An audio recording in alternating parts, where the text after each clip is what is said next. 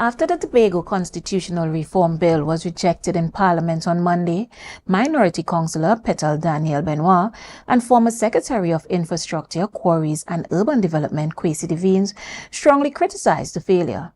Benoit condemned the opposition for offering no constructive recommendations, labeling them as obstructionist. Reporter Joeshel Dann has more. During the minority report on Tuesday, Minority Councillor Petal Daniel expressed strong emotions after the Tobago Constitutional Amendment Bill was not passed at the committee stage of Parliament. She argued that the opposition failed to offer any recommendations throughout the debate and described the actions of the UNC-led opposition as, quote, obstructionist. End quote. And the government would have put forward some recommendations, but all the opposition attempted to do was to,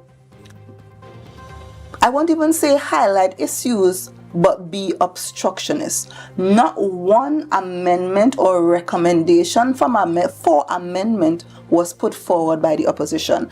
She said the failure of the bills was a missed opportunity for Tobago. She continued that the bills were essential for providing Tobago with what it truly needs for real development and progress. It is hard to see that Tobago could have progressed significantly with what was proposed, and all of that has basically gone to naught. Former Secretary of Infrastructure, Quarries and Urban Development, Kwesi DesVignes, argued that consultations with Tobagoans occurred. He shared that after the 2013 elections, the late Child Charles approached former Chief Secretary of London to establish the Political Leaders Forum. DesVignes spoke about the consultations held at Signal Hill and mentioned that he was present at the final meeting which took place at the Lowlands Multipurpose Facility. He asserted that Tobago's position on the autonomy bills has always been, including should we have a direct election for a chief secretary. The hundreds of Tobagoans who were in Lowlands multipurpose facilities said no, we do not want that. The question came up about a federal state. The hundreds of Tobagoans who were there said no, we do not want that. And there were a couple other things that people brought up and it was. He argued that Tobago already has self-determination, highlighting the democratic freedoms of the people to elect their representatives.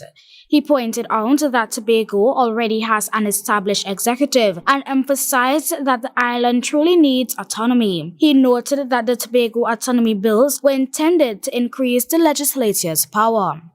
And currently in the Tobago House of Assembly, we cannot make laws. So in a true sense, your elected representatives in Tobago are not legislators in the true sense because we do not make laws in Tobago currently. Joeshel Dann, Tobago Updates, Television News.